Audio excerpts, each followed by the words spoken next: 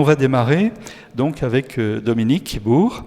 Merci Dominique d'être venu de Lausanne, hein, puisque tu es professeur de l'université, tu encadres un certain nombre de thèses, enseignes également aussi dans une école à Lausanne qui est extrêmement réputée, qui est l'école polytechnique fédérale de Lausanne, le PFL, qui fait référence, et depuis...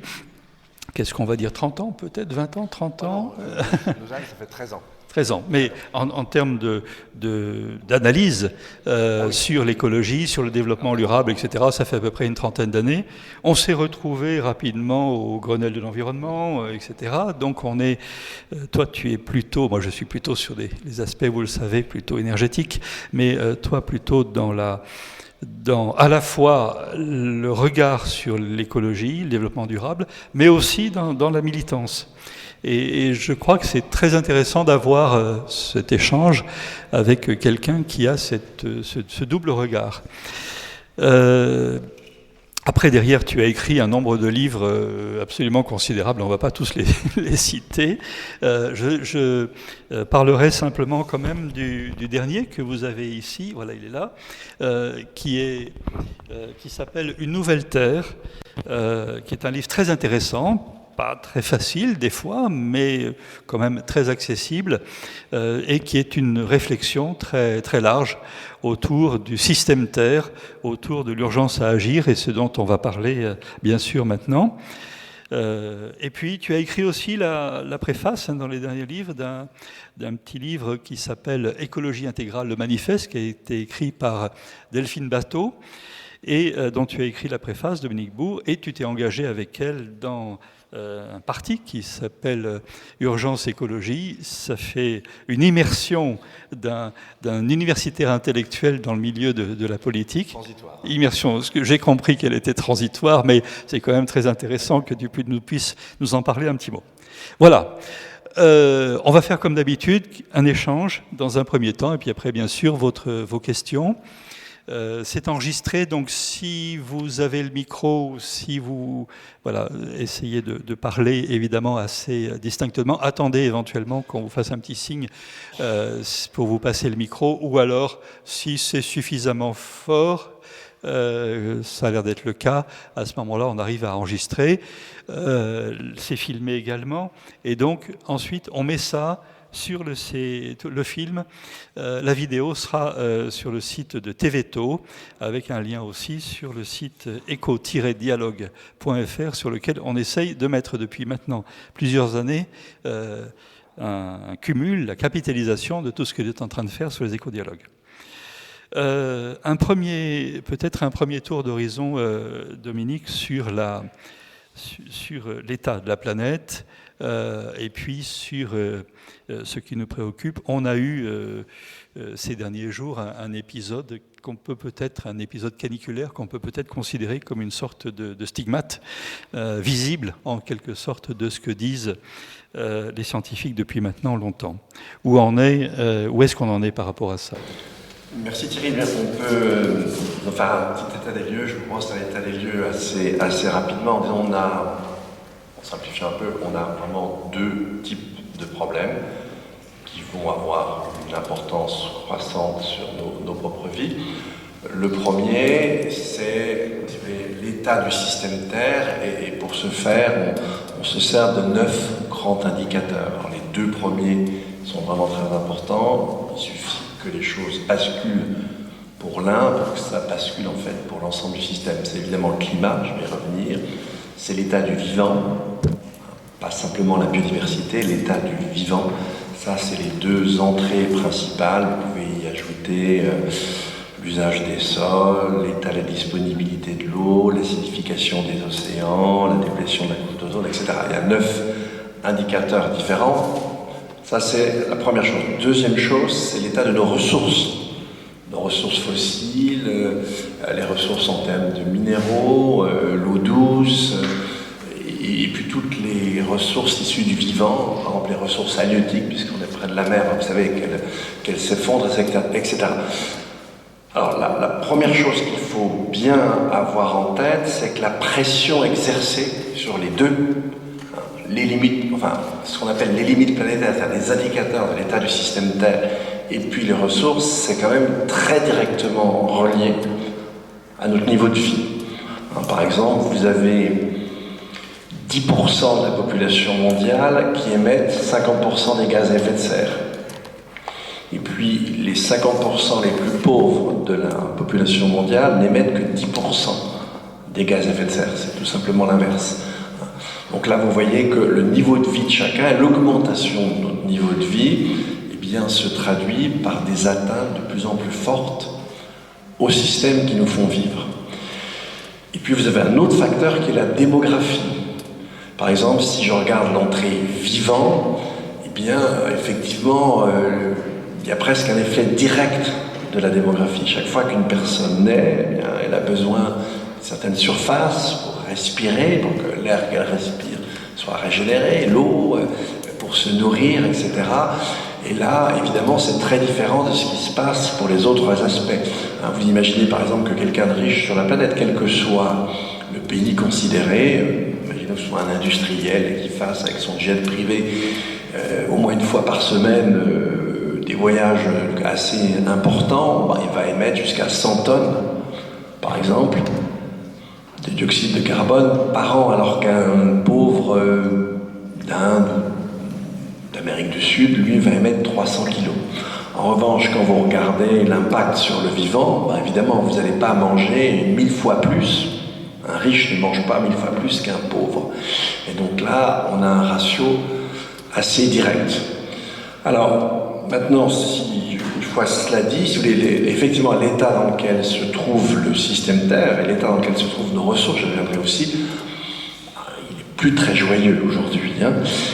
Si vous regardez sur le plan du climat, je vais essayer d'aller relativement vite, mais le GIEC, par exemple, nous dit que pour éviter que la température ne dépasse les 2 degrés, et en gros, on devrait être à 1,5 degré, on est à 1,1 degré, on devrait être à 1,5 degré autour de 2030, 2 degrés très probablement autour de 2050, et sur le trend où on est, on pourrait être à 4 degrés ou plus à la fin du siècle.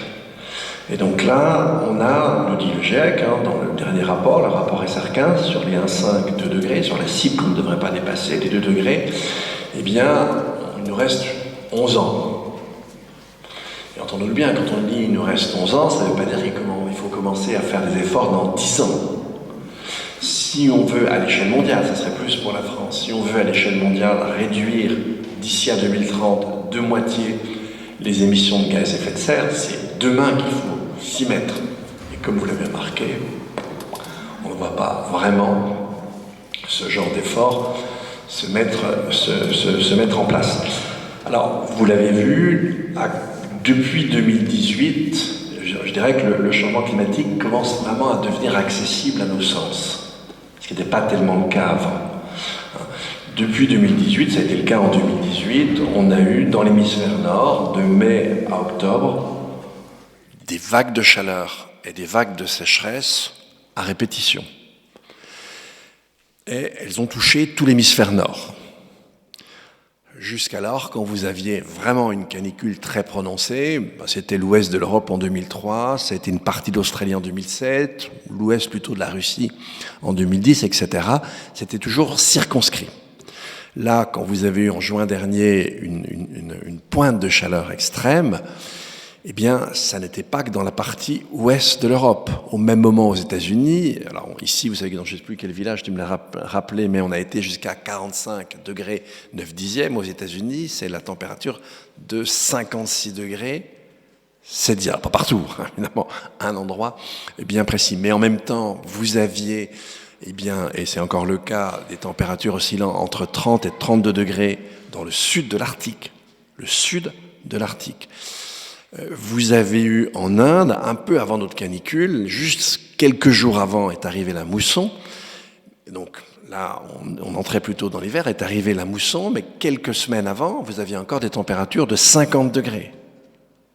Et pas en été, je viens de vous le dire, puisque là, on est dans l'autre hémisphère, etc., etc. Donc on commence à constater, d'une part, des événements extrêmes qui touchent l'ensemble de la planète, et plus un point particulier, des extrêmes absolus, c'est-à-dire les 45,9, ça n'a jamais été enregistré depuis 1880, depuis qu'on enregistre les températures en France, et ces records-là, ils sont désormais systématiques.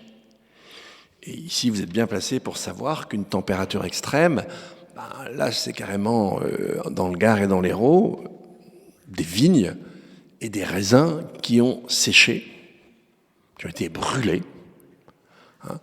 en quelques jours. Donc là, et puis vous-même, dans vos appartements, je pense que vous n'avez pas dû rigoler durant cette pointe, cette vague de chaleur. On commence à sentir les choses. Maintenant, de manière générale, pour toutes les plantes, la photosynthèse s'arrête entre 40 et 45 degrés.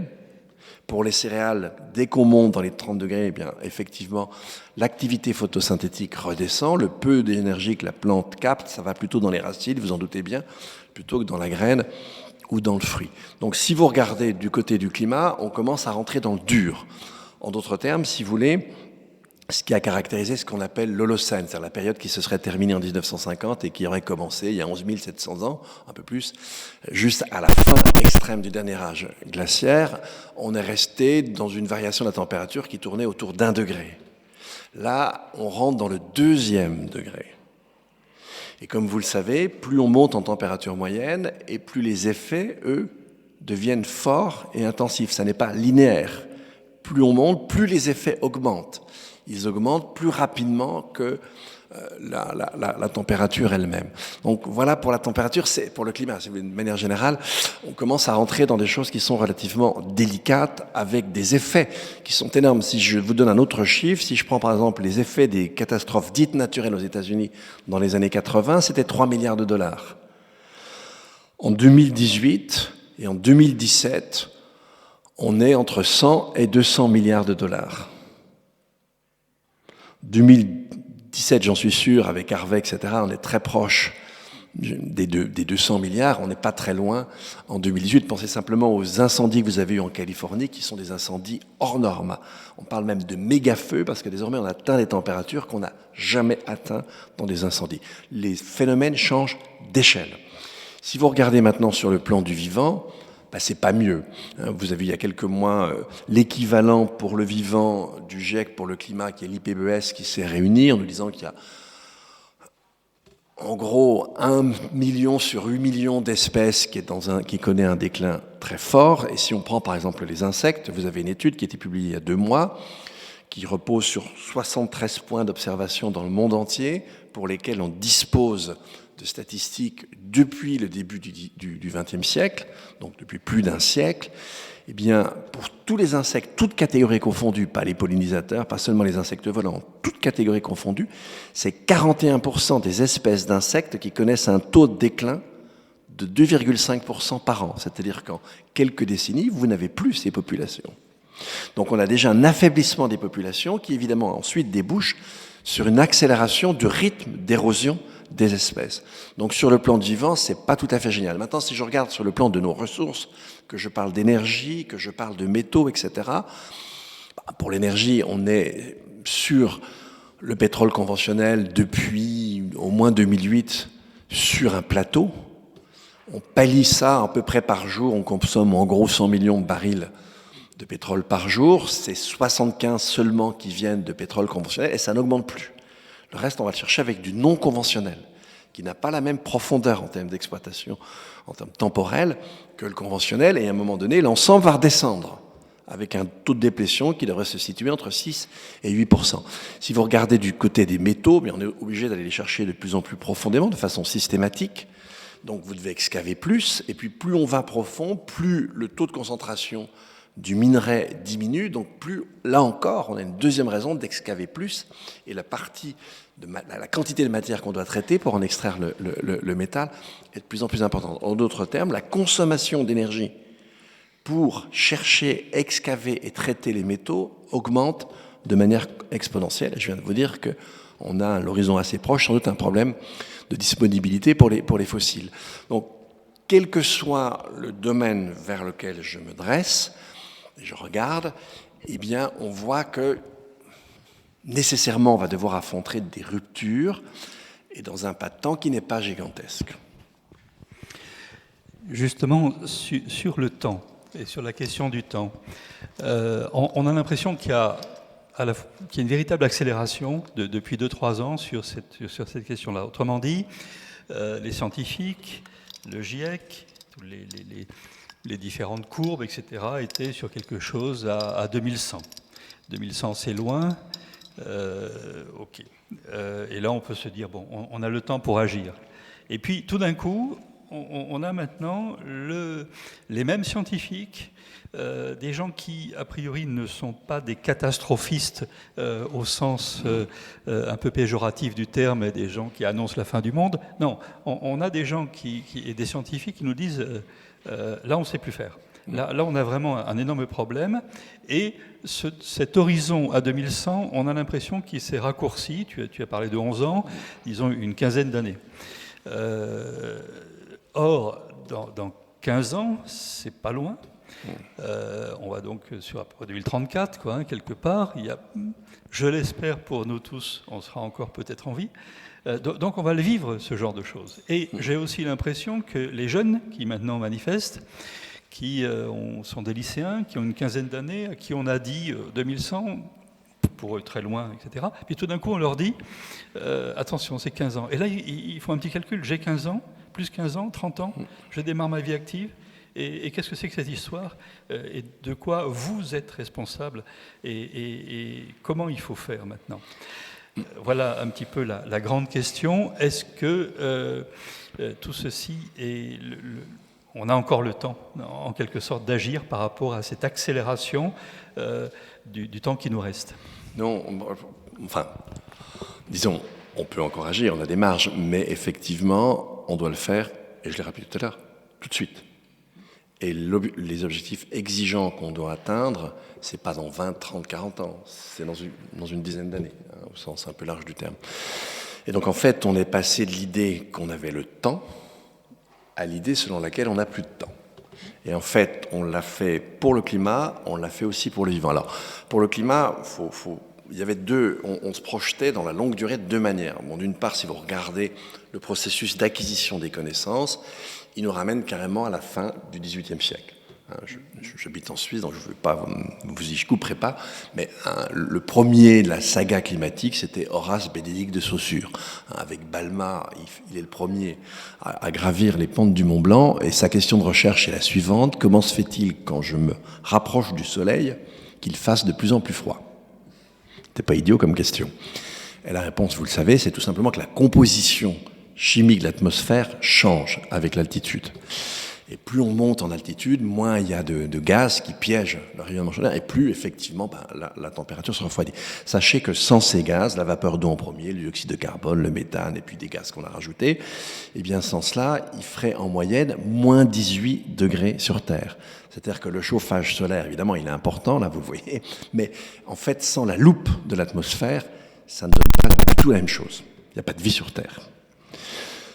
Donc ça, ces connaissances-là, on a mis un certain temps, elles sont stabilisées avec Tyndall vers 1860, donc au milieu du 19e siècle, si vous voulez, les Pouillet, les Fourier, etc., les Carnot, bon, toute cette saga-là. Et ça, c'est des connaissances qui sont fermes, affermies complètement depuis la moitié du 19e siècle. À partir de la fin du 19e, début du 20e, on commence à se dire, mais attention, nous, nos consommations de fossiles, elles augmentent, et donc peut-être qu'un jour, on va influer sur le climat. Bon, c'est un chercheur isolé qui pense à ça, mais à compter, si vous voulez, des années 50, ça devient plus régulier. Et puis, ça va devenir, on va commencer les premiers modèles climatiques au début des années 70, la création du GIEC en 88, conférence de Villars, on montre qu'il y a un lien effectivement entre la variation et puis la concentration de CO2 à l'intérieur des mécanismes solaires. Hein, c'est pas par soi-même, je vous ai dit, ça amplifie l'effet solaire. Et puis, il y a une chose très importante qui se passe. Au début des années 2000, on commence à comprendre que la perturbation du cycle du carbone qu'on occasionne, c'est pas simplement de l'ordre de la durée d'une molécule du dioxyde de carbone dans l'atmosphère qui est entre un siècle et demi. On s'aperçoit à partir de ce moment-là que c'est une perturbation au très long cours du cycle du carbone. Par exemple, dans 10 000 ans, il y aura toujours 35% des gaz à effet de serre qu'on aura accumulés d'ici à 2050. Et puis dans 100 000 ans, il y aura encore 7% que la biosphère ne parviendra jamais à résorber. Donc on s'aperçoit qu'on est sur un temps très long. Et comme on s'aperçoit qu'on est sur un temps très long, on commence à comprendre qu'en fait, plus on tarde à agir, et plus finalement la cible qu'on peut atteindre en termes d'élévation de la température monte. Il y a un article très célèbre de Thomas Stocker sur les fenêtres d'action qui se referment les unes après les autres.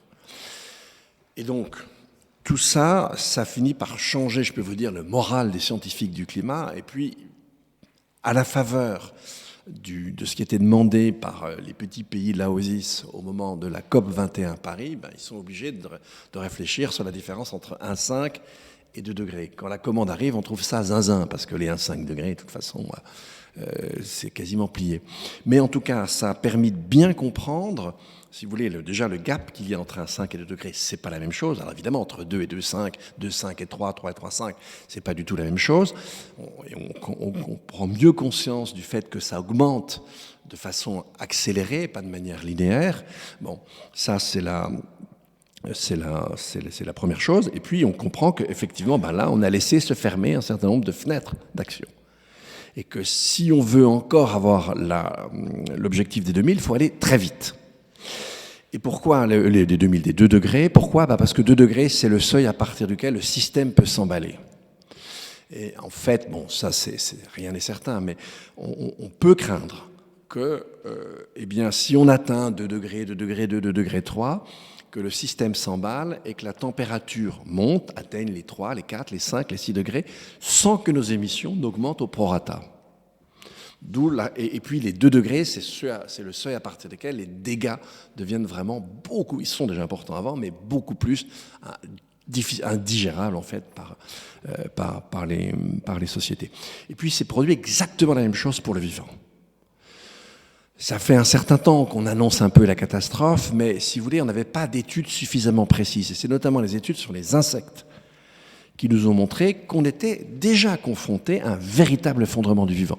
La première étude qui nous a un peu mis, si vous voulez, le nez dans notre mouise, c'est une étude qui a 2 ans maintenant, qui était faite sur une région plutôt protégée, plusieurs régions, avec une agriculture plutôt protégée en Allemagne. Et là, on s'est aperçu, ça varie en fonction de l'hiver et de l'été, mais que l'été, vous avez 82% en moins, une baisse durant les 20 dernières années de 82% de la masse des insectes.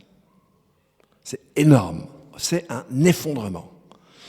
Et donc, alors que quand on disait, on est dans une 6e extinction, mais une extinction des espèces massive, il y en a eu 5 avant nous, on parle d'extinction massive que lorsque dans un pas de temps qui est en fait assez large, vous avez d'un point T à un point T1 jusqu'à 75% des espèces vivant au point T qui ont disparu au point T1. On se disait, on a le temps, c'est long, et puis là, paf, on s'aperçoit qu'on est dans un effondrement du vivant autour de nous. Et là, c'est pareil, on est passé d'un temps relativement long à un temps court qui exerce sur l'action une pression, normalement, parce que vous voyez bien qu'on ne bouge pas beaucoup, mais normalement, ça devrait exercer une pression très forte. Voilà, pour répondre à ta question.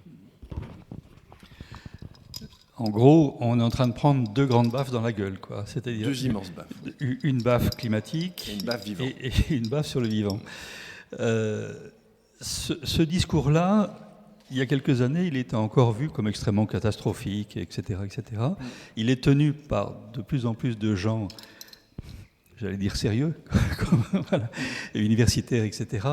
Est-ce qu'il n'est pas non plus aussi totalement sidérant dans le sens de la sidération? C'est-à-dire que, est-ce que finalement, tu n'es pas en train de paralyser ici tout le monde qui, ce soir, vont faire un cauchemar et ensuite vont se dire peut-être, bon, cette affaire-là est pliée. Alors oui, ça c'est important de dire que non. Est-ce que, voilà, donne-nous à ce stade-là un petit motif d'espoir. Oui, tout à fait. Alors déjà, première chose, si vous voulez, ce qui est intéressant, c'est que ce discours, il est tenu par des communautés. Ce ne sont pas des chercheurs isolés. C'est le discours du GIEC, c'est le discours de l'IPBES pour tout ce qui concerne le vivant. C'est un discours communautaire. Le GIEC procède comme ça. En gros, tous les 5 ans, vous avez un rapport. Comment s'établit le rapport? 2 ans avant que le rapport ne soit publié, on stabilise les connaissances. C'est-à-dire, quand le rapport est publié, les connaissances sur lesquelles on se base, elles sont déjà dépassées, en fait, d'une certaine manière. Mais ça vous donne un bon état. Et donc, ensuite, on stabilise ça et on fait évaluer les papiers par les pairs. On évalue le degré des connaissances sur le climat. Et pour le vivant, c'est exactement la même chose. Et donc, on ne prend en considération que des papiers publiés dans des revues sérieuses, scientifiquement parlant, et puis on crée une image du savoir à un moment donné. Alors c'est des gros volumes, 3 gros volumes chaque fois, puis après vous avez un résumé pour les décideurs. Pour le vivant, c'est un peu différent, mais bon. Et avec des aspects différents. Il y a des aspects physiques, il y a les aspects vulnérabilité, puis il y a les aspects économie. Et c'est pas les mêmes. C'est pas les mêmes scientifiques. Et le degré de fiabilité peut être variable. Donc déjà, voilà, c'est pas un caprice de chercheurs neurasthéniques pour faire peur à la population. Sachez qu'eux-mêmes, ce sont les premiers à se faire peur à eux-mêmes. Bon, ça, c'est la première chose qu'il convient de dire. La deuxième chose qu'il convient de dire, attention, si on était extrêmement volontaire, on pourrait ne pas atteindre les 2 degrés. Mais il faudrait être extrêmement volontaire à 8 milliards. Pas simple. Avec, arrivé au pouvoir, énormément de gens qui sont des gens... Alors moi, j'aime pas dire climato-sceptiques, ça n'a aucun sens pour moi de dire climato-sceptiques. Ce ne sont pas des climato-sceptiques.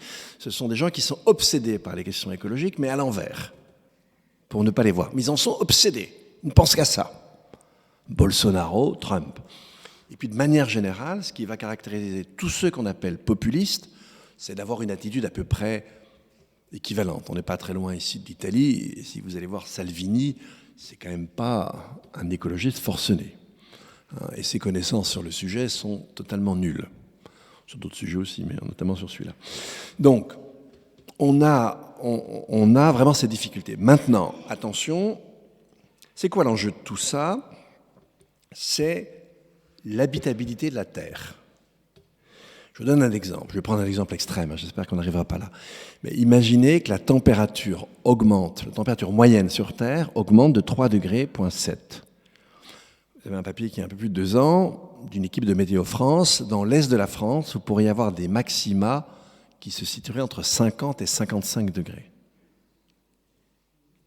Vous vous souvenez de ce que je vous ai dit sur la photosynthèse?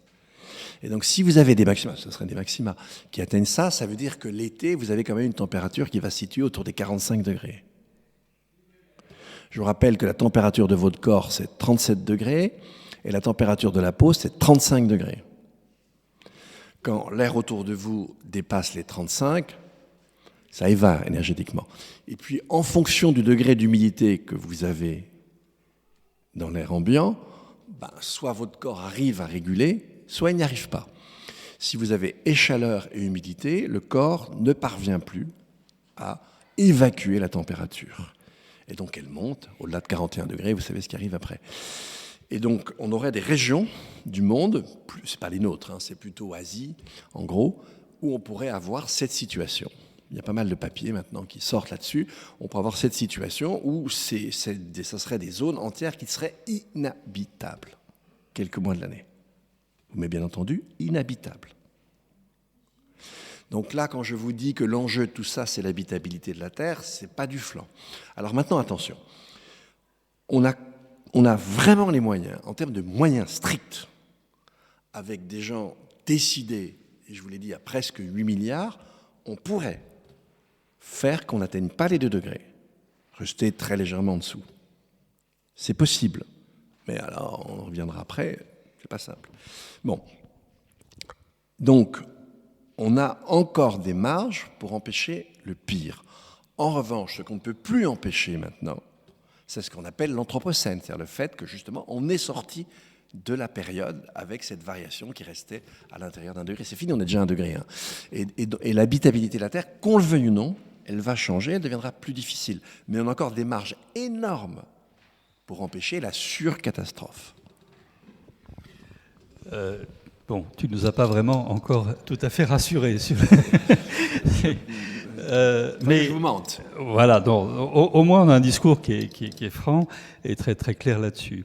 Et effectivement, le discours précédent peut-être était un petit peu de l'ordre, vous savez, de la grenouille dans le film d'Al Gore, qui est dans d'une eau qui chauffe au fur et à mesure, et elle ne se rend pas compte, évidemment, que l'eau chauffe et à la fin, elle meurt. Donc il faut réagir. Quelque part, il faut qu'on soit des grenouilles qui arrivent à sauter du bocal. Essayons de simplifier un petit peu le problème. Mettons de côté, si c'est possible, Trump, Bolsonaro, etc. Et puis, tiens, c'est assez curieux, d'ailleurs, les populistes sont aussi climato-sceptiques. Hein, c'est assez gênant. Mais mettons de côté et imaginons qu'est-ce qu'on peut faire dans notre pays. Voilà. Sur les 1,5 degré ou les 2 degrés. Est-ce que ça nécessite véritablement un grand changement de nos modes de vie, une certaine radicalité finalement de notre façon de se nourrir, de s'habiller, de se chauffer et surtout de se déplacer? J'aurais tendance à dire oui, parce que, alors déjà on l'a vu, on n'a pas que le climat, il ne faut jamais oublier ça, et puis pendant que j'y suis, faites bien attention à ça. Hein, le climat, ça n'est jamais que les conditions optimales d'épanouissement des espèces naturelles. Donc si pour sauver le climat, vous tuez les espèces, arrêtez, hein, laissez tout courir, ça ne sert pas à grand-chose. Bon, donc déjà ça, mais bon, concentrons-nous sur le climat. Je voulais rappeler, le GIEC te dit réduire de moitié les émissions. Pour nous, ça serait plus, hein, c'est au moins 60%. Bon, donc c'est un effort qui est gigantesque. Alors, première chose, c'est que cet effort-là, il est difficile d'imaginer qu'on va le faire avec des techniques seules. Tout simplement parce que les techniques de production d'énergie, bon, on est entre 20 et 80 ans, ou même plus pour un barrage, elles sont très coûteuses. Lorsqu'on a investi, on ne va pas revenir immédiatement sur notre investissement. Si on regarde la durée des équipements qui nous entourent, si on regarde le bâti, on change 1% par an, maximum, hein, je pense. Donc le reste ne bouge pas beaucoup. Si on devait en 10 ans rénover tout le bâti ancien français, c'est un effort pécuniaire qui est gigantesque. C'est un effort direct de main-d'œuvre, de gens qui sont embauchés pour ça, de formation. 10 ans, c'est un pas de temps extrêmement court. Donc on se rend compte que, ne serait-ce que pour ce seul objectif, sans que je parle de nos ressources, sans que je parle du vivant, parce que le vivant, on va y revenir, mais c'est très compliqué de changer les choses. On voit bien que, en fait, ça reposerait quand même en partie, pas totalement, mais en grande partie sur le changement de nos modes de vie. Si on accepte de changer nos modes de vie, on peut plus rapidement faire descendre plus rapidement faire descendre la pression qu'on exerce et diminuer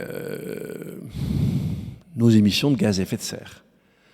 Dans une étude, alors toi tu penses qu'elle est sujette à caution, mais qui avait sorti Belle Évolution, voilà, ils ont tablé là-dessus et puis ils ont regardé ce qu'on pourrait faire en termes de mode de vie pour vraiment baisser en 10 ans, au bout de 10 ans. Nos émissions de gaz à effet de serre de 63%. On interdit les vols domestiques, les vols à plus long cours, c'est plus rare. La voiture, la possession individuelle de voiture, la voiture non mutualisée au bout des 10 ans, c'est quelque chose qui commence à devenir tout à fait sujet à caution, etc., etc., etc. On mange évidemment moins de viande. C'est-à-dire, c'est quand même, ça rigole pas, quoi. Hein, c'est quand même des changements vraiment importants. Et puis, vous vous souvenez, les gilets jaunes, pas facile. Pour des raisons pécuniaires, on s'est mis très loin des centres de travail, d'emploi. On n'a pas forcément énormément d'argent, donc on n'a pas forcément le véhicule le moins impactant. Parfois, on habite des maisons qui sont des passoires thermiques, etc. Si on est juste en termes de revenus, difficile de s'échapper de la trappe. Donc voilà, c'est pas simple, je dis pas que c'est impossible, mais c'est très exigeant. Ça nécessite quand même une radicalité tout à fait importante dans les changements. Alors, est-ce que cette radicalité, elle est aussi compatible avec la démocratie? C'est quand même un sacré problème, c'est-à-dire qu'on peut peut-être imaginer une sorte de, pas de dictature, mais en tout cas un gouvernement extrêmement volontariste sur ces questions-là, très autoritaire, finalement, avec des radars qui ne soient pas uniquement sur la vitesse des automobiles, mais sur des radars à carbone, en quelque sorte, sur nos consommations, etc. etc. Est-ce qu'on n'est pas là dans une sorte de glissement vers une société à la chinoise, sur lequel il y aurait des contrôles tout à fait considérables sur nos consommations d'énergie, de matière, etc., etc. Est-ce qu'il n'y a pas un énorme risque là-dessus? Est-ce que ce risque est plus important, moins important que celui du climat dont tu as parlé? Alors, c'est deux risques importants, le climat et le vivant. Alors, si on prend au sens où je l'ai dit, l'habitabilité de la Terre, non, c'est le risque le plus important parce que c'est celui qui conditionne les autres. Qu'il y ait des régimes démocratiques ou qu'il y ait des régimes qui ne le sont pas, si la Terre n'était plus habitable, vous n'avez ni l'un ni l'autre. Alors maintenant, ça ne veut pas dire que l'existence, si vous voulez, la démocratie, je dirais que c'est pas simplement un régime, c'est une idée qu'on a de l'humanité, une idée qu'on a de la responsabilité de chacun de nous, de la responsabilité collective. Normalement, une démocratie bien constituée, puis ça a marché un certain temps, c'est un régime politique qui table sur la responsabilité de tous et qui est censé l'élever. Je ne suis pas sûr qu'on soit exactement dans cette situation-là depuis quelques décennies. Mais une vraie démocratie, c'est ça. Alors c'est le bien précieux, c'est une fois la vie acquise, c'est le bien le plus précieux. Alors maintenant, est-ce que si on avait ce programme radical dont je parlais, est-ce qu'il serait contradictoire avec la démocratie? Pour le moment, je ne vais pas répondre à la question, est-ce que les gens l'accepteraient? Je mets cette question qui est gigantesque, je la mets à un moment donné entre parenthèses. Est-ce que c'est en soi contradictoire d'avoir une sorte de contrôle relativement strict de nos modes de vie? Vous l'avez compris, c'est ce que je vous ai dit tout à l'heure, au-delà du nombre que l'on est, vous vous en souvenez, la source de dégradation, c'est la part matérielle, c'est le substrat matériel de nos modes de vie. Matière-énergie, énergie-matière. OK ? Et donc, si je regarde l'article 3 de la Déclaration des droits de l'homme et du citoyen française de 89, ma liberté s'arrête lorsqu'elle nuit à autrui. Vous êtes bien d'accord avec moi que si laisser dériver nos modes de vie sur un plan matériel, c'est rendre la planète inhabitable, ben oui, ma liberté devrait s'arrêter là où je commence à nuire autrui. Et on peut le calculer très facilement. Je peux calculer à l'échelle mondiale ce que chacun de nous devrait émettre en termes de dioxyde de carbone. Quand on émet plus, on contribue à une dégradation générale. Alors, est-ce que ça, c'est contraire à la démocratie? Non. Je suis désolé, absolument pas. Disons que ce que une exigence un peu forte écologiquement vient remettre en cause, c'est une interprétation de l'article 4. On l'a interprété de la manière suivante, on a oublié un adverbe. On a compris que ma liberté s'arrête lorsqu'elle nuit immédiatement à autrui. Quand je pollue, je ne nuis pas immédiatement à autrui. Je nuis médiatement par l'intermédiaire de ma contribution à la dégradation de l'environnement. Et on a fait la même chose pour l'économie. Quand on dit « ma liberté s'arrête », là où je commence à nuire à autrui, je suis désolé, mais quand je suis un fervent industriel et que je mets tous mes concurrents au tapis, je suis vraiment désolé, mais je leur nuis vraiment. Donc on a interprété de certaine manière. Donc en fait, ce qu'imposerait un régime écologique sérieux, ça serait de revenir sur cette interprétation. Pas contredire l'article 4, le réinterpréter autrement.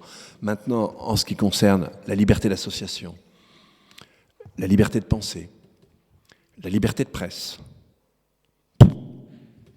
rien. On reste totalement dans un régime libéral. Achtung, la contradiction, elle est très circonscrite. Elle ne porte même pas sur le texte. Elle le porte sur son interprétation. De manière générale, les droits humains, pareil.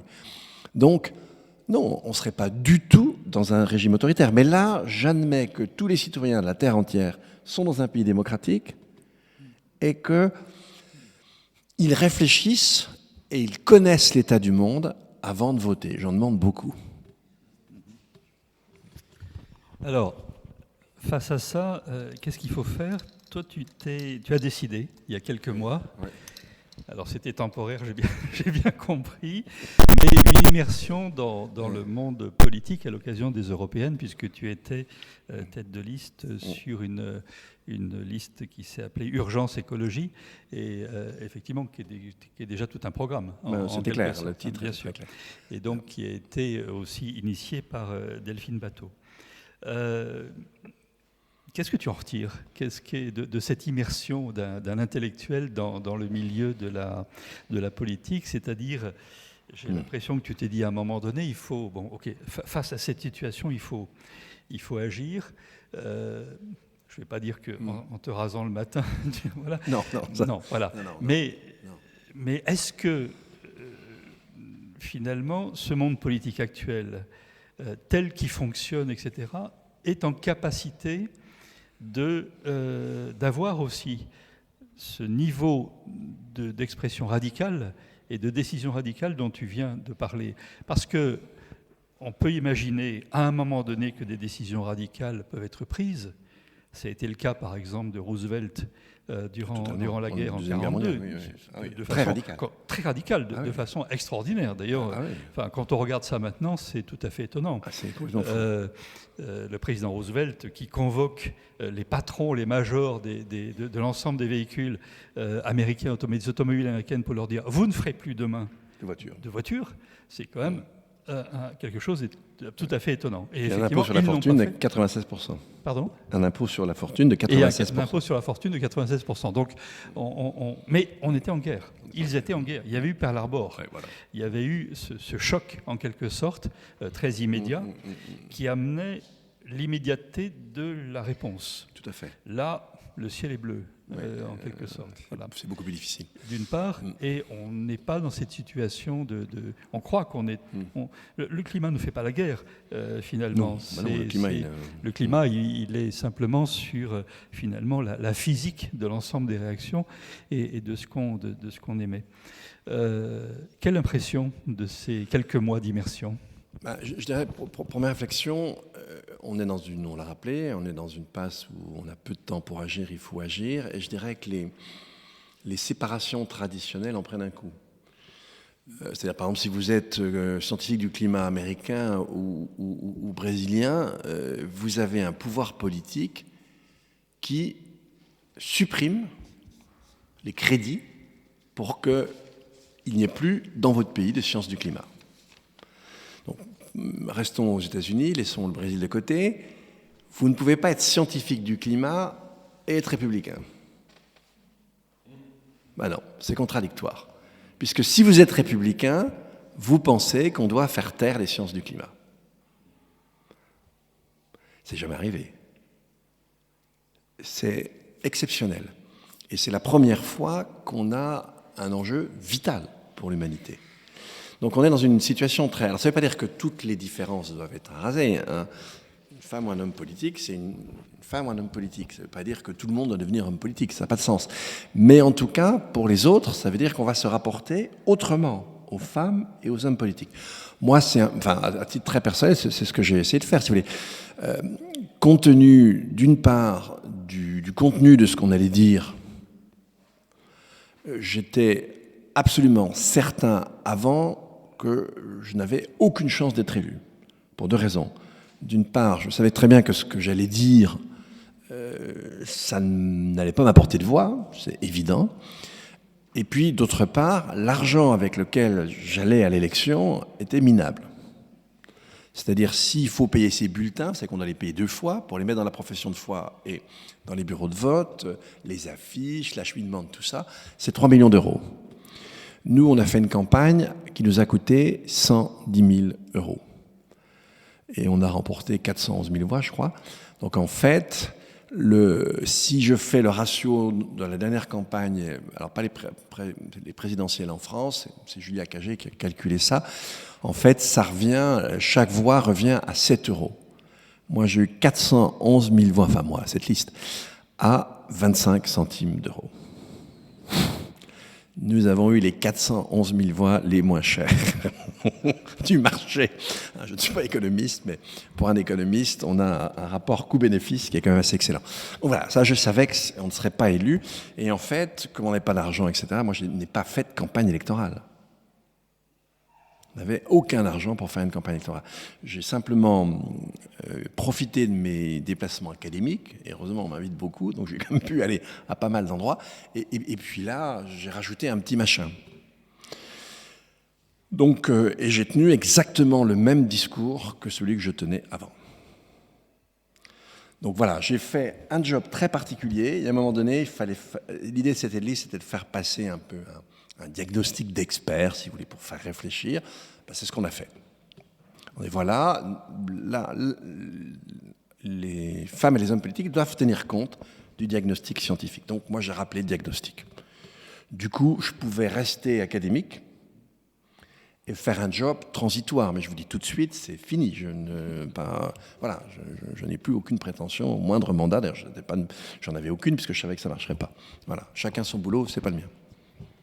Mais au-delà de ce travail, je dirais, de communication, d'information, etc., qui est effectivement nécessaire et tout à fait important, est-ce que tu penses qu'on a un système politique qui permettrait de mettre en œuvre la radicalité ? Non. Non, j'en suis désolé, mais je vais dire complètement non. Alors, pour bien des raisons. Premièrement, on a un paysage de l'information qui, en 20 ans, a complètement changé, a complètement explosé. On a déjà un enfermement des gens dans des niches. Alors c'est le cas sur le web, faites vous-même, amusez-vous à regarder 2-3 soirs des vidéos sur Hitler. Après, vous ouvrez YouTube, vous avez une avalanche de vidéos sur Hitler. Donc maintenant, imaginez que vous soyez platiste. C'est-à-dire vous pensez que la Terre est plate. Paix à votre âme.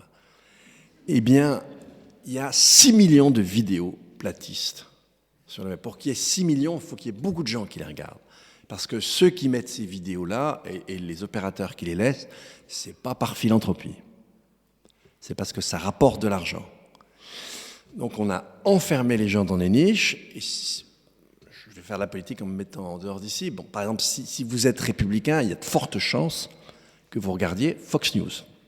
Et ce que je peux vous dire, c'est que si vous regardez Fox News, vous ne regardez pas d'autres médias. Donc on a créé un système médiatique, à la différence de ce qui existait de manière plus traditionnelle, il y avait une espèce de plat commun, c'était commun à tout le monde, et puis la presse écrite, plutôt, parfois un peu les radios, mais surtout la presse écrite, permettait de jouer sur cette espèce de plat commun.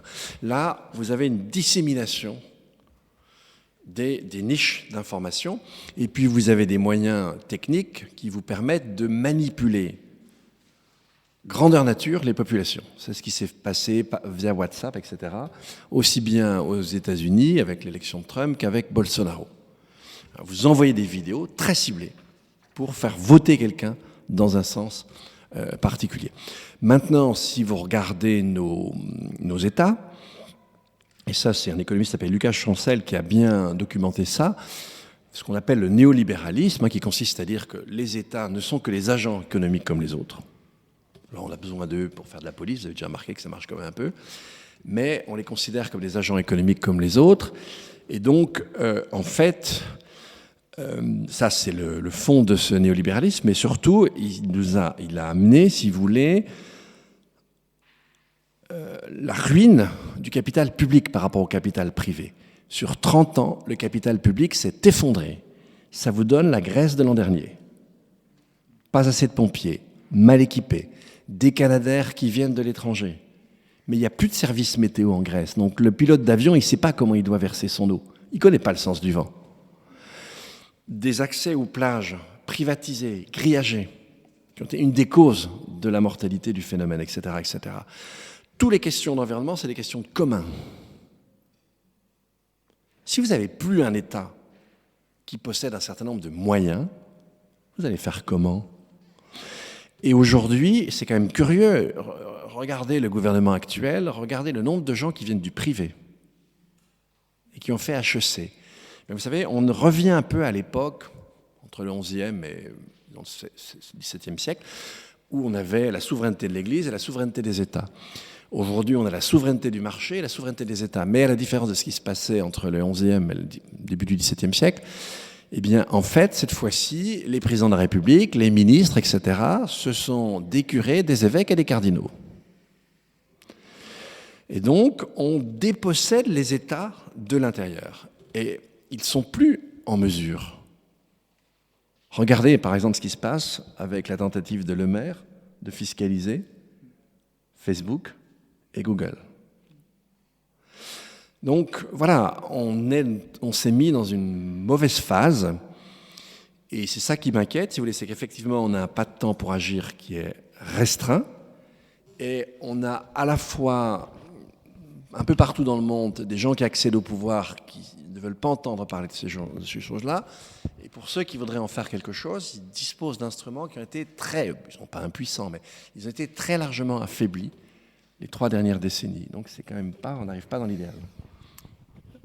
Bon, ça va, vous tenez encore le coup. Personne n'est parti, donc c'est déjà pas mal. Allez, on va passer à quelques... Merci en tout cas Dominique. On va passer à quelques questions. Qui veut éventuellement réagir Prenez le micro, Madame le maire.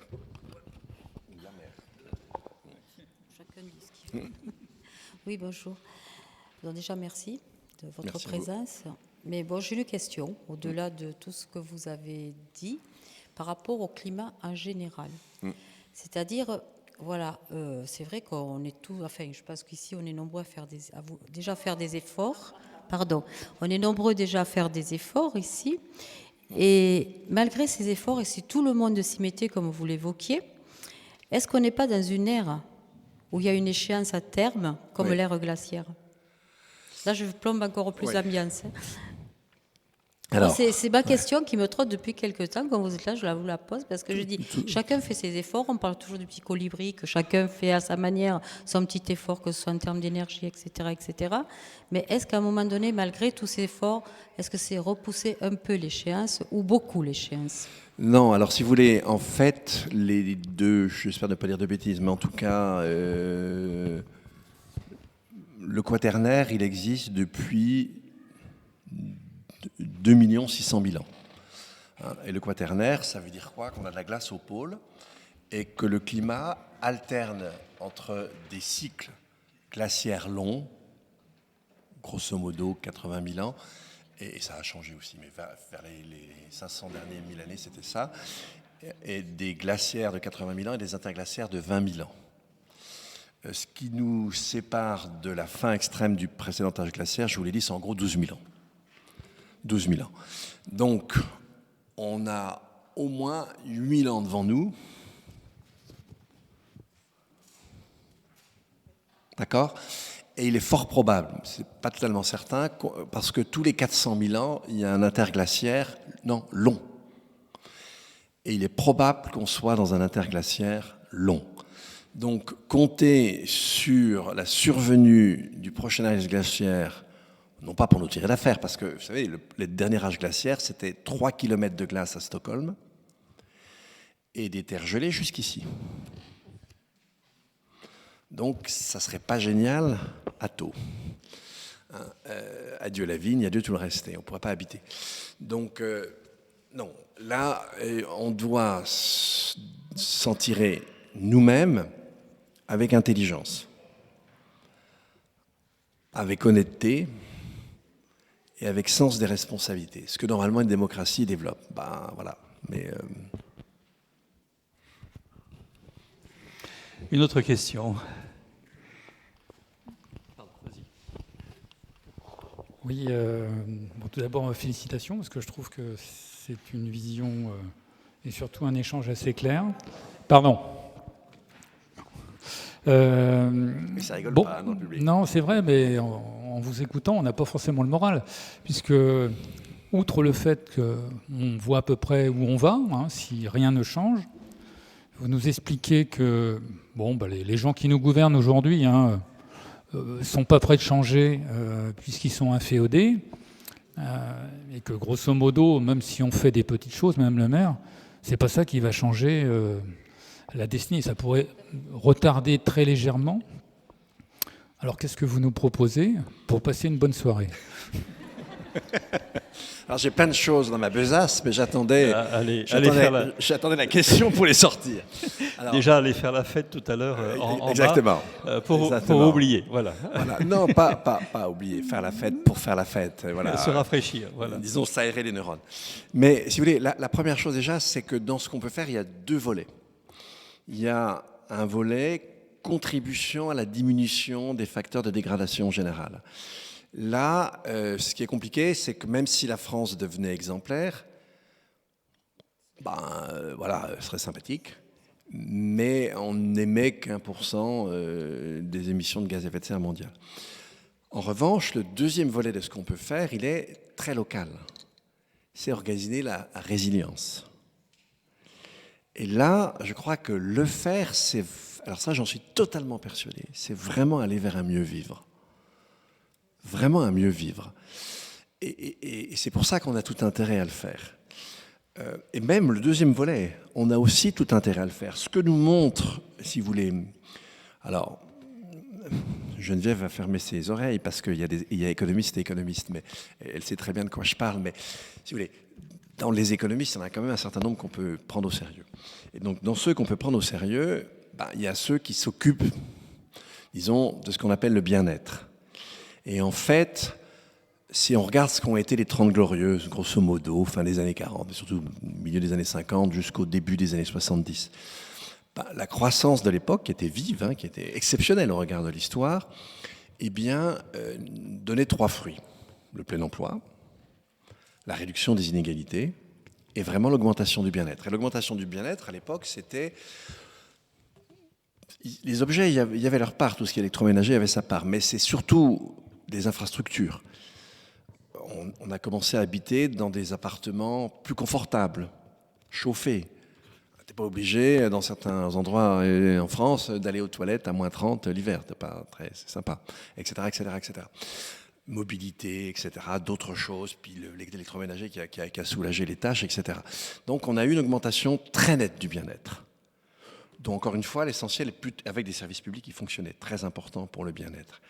Et puis à l'époque, la vie familiale reste assez cocoonesque. Bon, et on est en général, la famille n'est pas trop disséminée. Bon, ok, donc on a cette période-là. Et ce que nous ont montré tous ces analystes, puis pas pour la France, c'est une échelle internationale, c'est qu'à partir des années 70, on voit que les deux courbes se disjoignent. C'est que l'augmentation du PIB, elle va finir au moins par être neutre en termes de bien-être. Elle n'augmente plus le bien-être et même dans certains cas, elle diminue le bien-être. Et ce n'est pas tout à fait faux non plus pour l'emploi. Et alors c'est vraiment le cas, alors beaucoup plus aux États-Unis, beaucoup moins en Europe, mais pour la question des inégalités. Donc en fait, la croissance qui était la nôtre ne délivre plus les fruits qu'elle délivrait. Se détourner de ça, choisir d'autres indicateurs, c'est précisément... Parce que là, on est dans une espèce de course folle et débile qui ne nous rend pas heureux. Si vous regardez ce que certains nous promettent comme avenir, si vous voulez, du côté des transhumanistes, vous avez franchement envie de vous planquer d'être un insecte, et encore, vous avez vu, c'est pas la fête pour eux, parce que ce qui est promis pour les êtres humains, c'est pas génial. Si vous pensez que vous allez prendre votre pied en convertissant votre contenu cérébral sur du silicium, pour moi, ça ne m'enchante pas l'esprit, sans parler du reste. Donc, en fait, non, on pourrait aller vers beaucoup plus de bien-être, et en plus, ce qu'on sait, ce qui est déterminant dans le bien-être, c'est le temps qu'on passe avec ses proches. Proches au sens familial, proches au sens des amis. C'est ça qui nous rend heureux. Donc, on pourrait vivre autrement, beaucoup mieux, sans détruire la planète. Et là, vous avez un très bel article à l'échelle internationale où ils sont amusés à comparer. Ils ont fait un mixte entre limites planétaires et empreinte écologique. Et on s'aperçoit que certains pays, alors si je vous dis le Sri Lanka, la Birmanie, c'est quand même pas le Nirvana, le Sri Lanka, vas-y si tu veux, mais nous on va rester là. Ben, oui, mais le Sri Lanka, en termes de, si vous voulez, d'atteinte aux limites planétaires et d'empreinte écologique, il est au milieu. Il y a des marges énormes. Et pourtant, les besoins essentiels d'éducation, de nourriture et d'accès à l'énergie sont remplis. Donc, on pourrait avoir une planète de 8 milliards avec des gens qui seraient plus heureux sans détruire nos conditions de vie sur Terre. Hartung, c'est donc possible. Et c'est donc pas absurde. Et c'est ça qu'on devrait se mettre en tête pour changer et pour accepter de changer. Alors pourquoi ça ne se fait pas, je ne sais rien. Mais en tout cas, on a un certain nombre d'éléments assez fiables pour nous montrer que c'est possible. Tu as prononcé un mot tout à l'heure qui est celui de résilience. Peut-être faudrait-il le développer un tout petit peu. Parce que la solution que tu entrevois, c'est finalement plus de résilience, mais dont les conséquences ne sont pas nécessairement une privation peut-être de quelques biens matériels qui sont assez superfétatoires, mais par contre plus de mieux vivre, Donc il faut peut-être remplacer le bien-être des années 70-75 par du mieux vivre. Ça, j'en suis absolument persuadé. De mon côté, j'ai absolument aucun doute là-dessus. La résilience. Alors, la résilience, ça commence par un immeuble comme le tien. Bon, alors je vais en parler à la place. Non, mais c'est un immeuble énergie positive, c'est un immeuble avec des matériaux paille, terre, qu'on peut trouver dans la région. C'est un immeuble dans lequel on se sent mieux. Donc c'est un immeuble qui a un impact beaucoup moins lourd qu'un immeuble standard, où on se sent mieux et qui peut procurer plus d'emplois, parce qu'il y a plus de main-d'œuvre. Bon. Et avec des ressources qui sont là. Une ville, nos villes sont des pièges à chaleur. Si on ne casse pas, vous avez par exemple la mairie de Paris qui casse tous les sols dans les écoles pour les enherber à nouveau,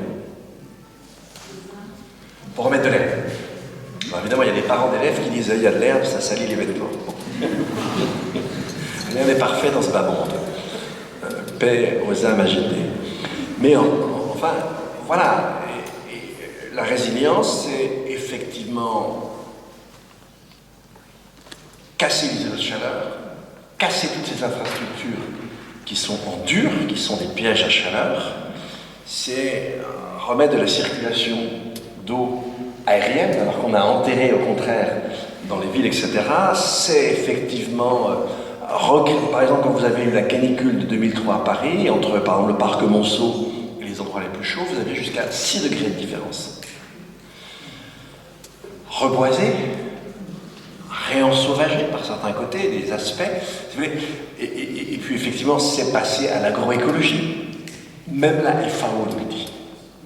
Et vous avez vu le nombre de gens qui souffrent de faim explose à nouveau. On est repassé de 600, en gros 550 millions, à 860, et encore avec des gens qui ne sont pas très heureux, et là on est sur 2 milliards. Donc, aller dans le bon sens, c'est peut-être de nous priver de certaines choses, mais pas l'essentiel. Et c'est les compenser par des choses plus fondamentales. Donc on pourrait le faire. Et effectivement, le côté résilience, ça dépend que de nous sur un territoire donné. Je vous invite samedi matin, justement, pour voir 9 à 10 associations, organismes, entreprises, etc., qui réfléchissent là-dessus, c'est-à-dire qui réfléchissent effectivement sur les alternatives dont on pourrait dire qu'elles sont à double, triple bénéfice. C'est-à-dire un bénéfice individuel, un des bénéfices pour la collectivité et un bénéfice pour le climat. Pour la nature. C'est le win-win-win des Américains, et cette fois-ci authentique. Encore une ou deux questions? Oui, monsieur? Si vous parlez fort, c'est bon, sinon je vous passe le micro. Vous parliez de résilience à l'instant, et par rapport à cette résilience, moi je voulais vous parler de la pollution numérique, parce qu'aujourd'hui, cette pollution numérique avec freiner. Et dans tous les métiers, dans toutes les activités, notamment, je suis dans l'économie sociale et solidaire, et c'est là où pratiquement les gens ont le plus d'utilité du produit numérique. On crée des applications nouvelles tous les jours, et je ne vois pas comment on peut faire de résilience par rapport à ça. Alors, sur deux plans. Hein. Je vous réponds sur deux plans. Déjà, c'était pas le cas quand on est passé de la 3 à la 4G. Vous avez dans un certain nombre de pays un mouvement de refus de la 5G. En Suisse, il y a une initiative, une votation qui est en cours. Enfin, il faut bien recueillir les signatures, mais vu le nombre d'associations qui sont anti-5G, il n'est pas impossible qu'elle passe. La ville de Bruxelles refuse l'instauration de la 5G.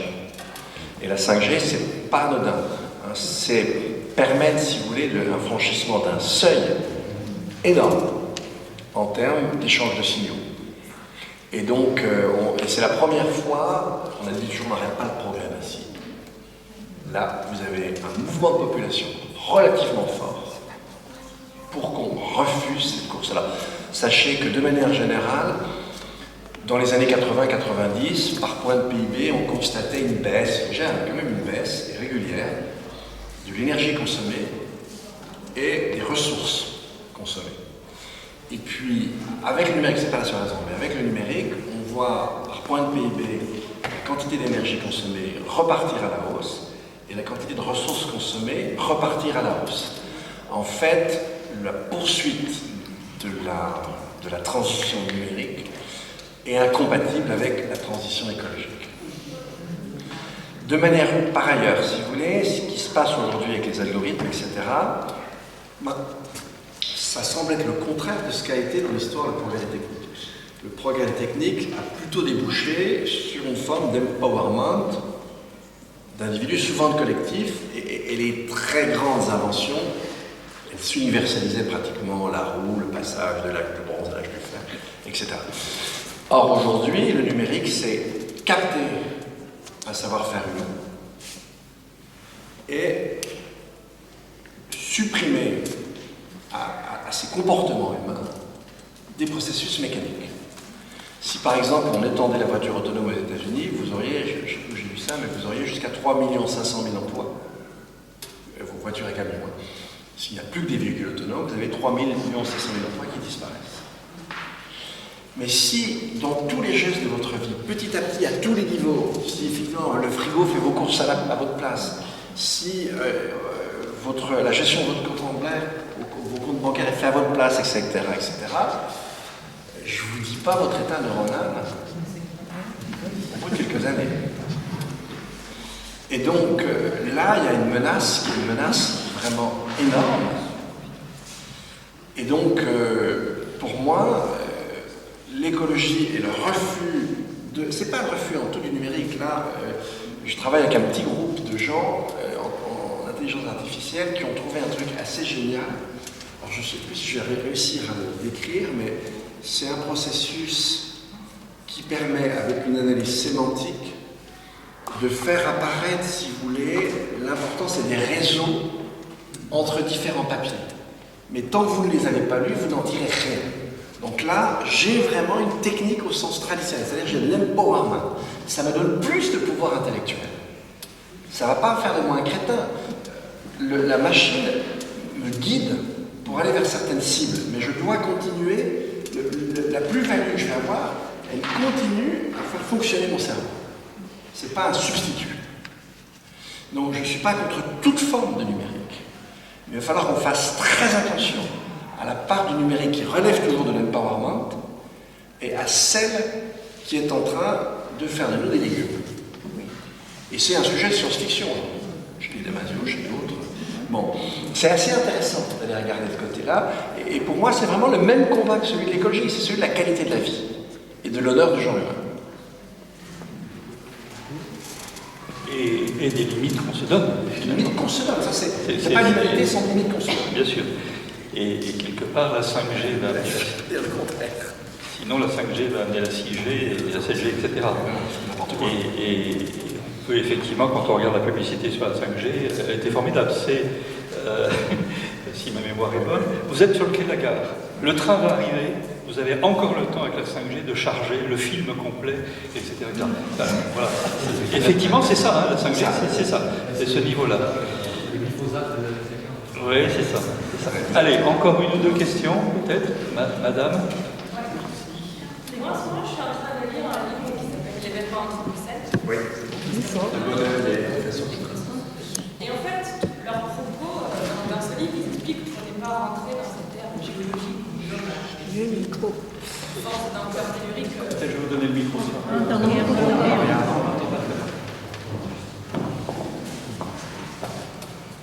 Allô? Donc je disais que j'étais en train de lire le livre de Christophe Bonneuil et Jean-Baptiste Fressos sur l'Anthropocène, où ils expliquent comment on est rentré dans cette ère de l'Anthropocène. Et leur propos, c'est de repolitiser l'histoire de l'Anthropocène.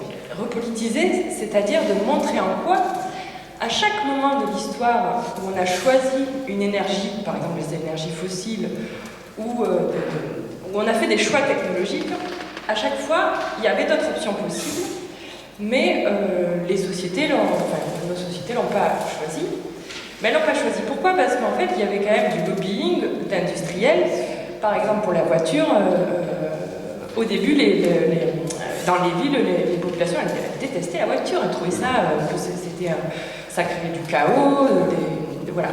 Mais General Motors a racheté les tramways publics et donc il a tué le service public et remplacé par la voiture. Bon. Tout ça pour en venir à ma question, c'est que à l'heure actuelle, moi, en tout cas dans ma génération, du haut de mes 36 ans, j'ai l'impression qu'il y a une prise de conscience effective, et on le voit avec les marches pour le climat, les enfants, voilà.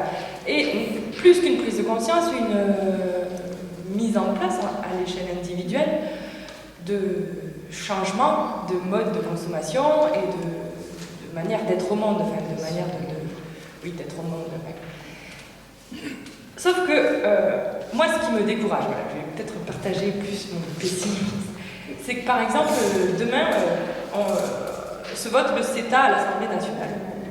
On vote le CETA. Le CETA, qu'est-ce que c'est? C'est l'accord de libre-échange entre le Canada et l'Europe.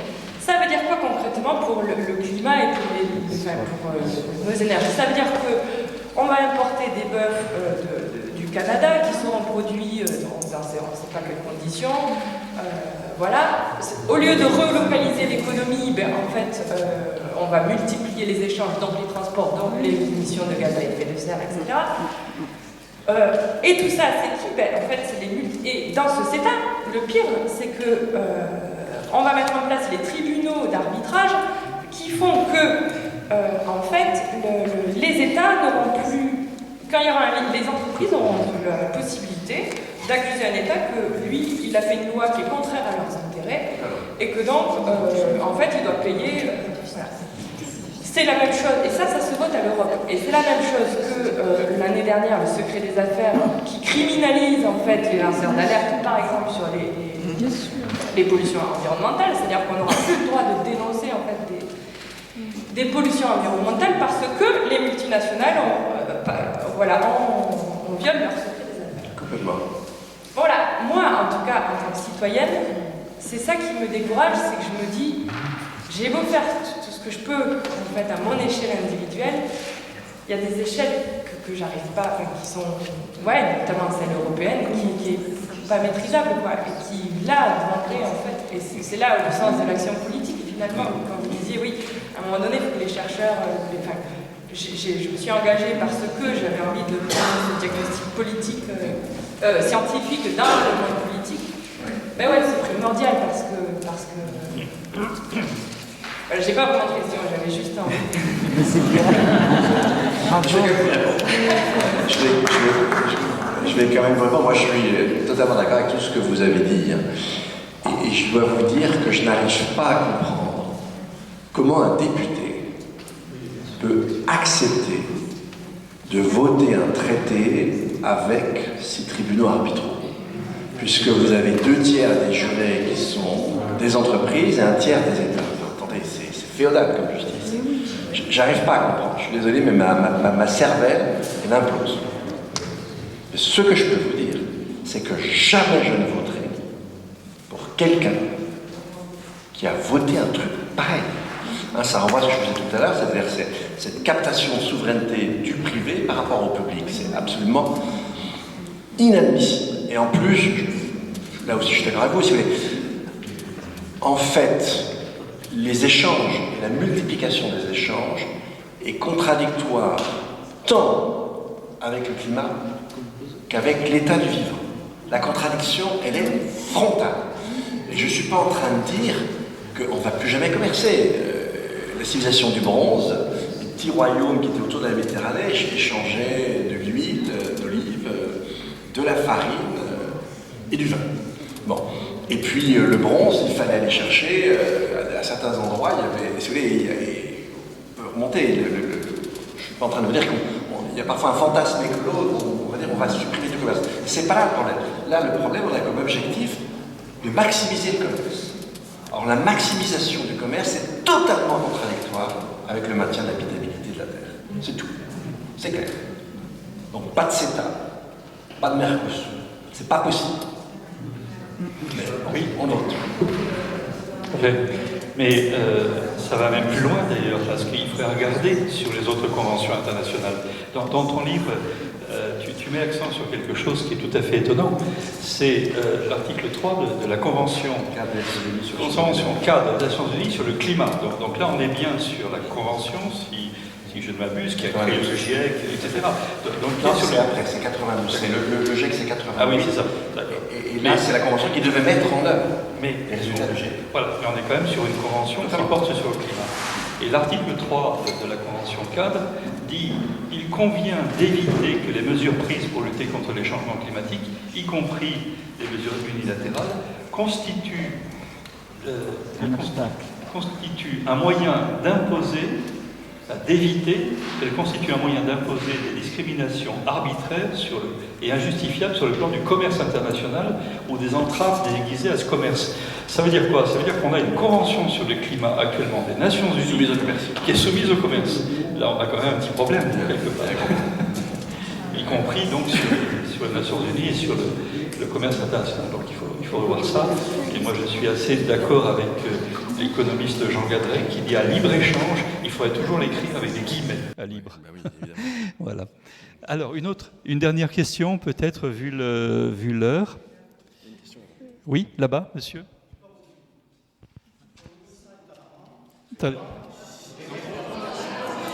Non,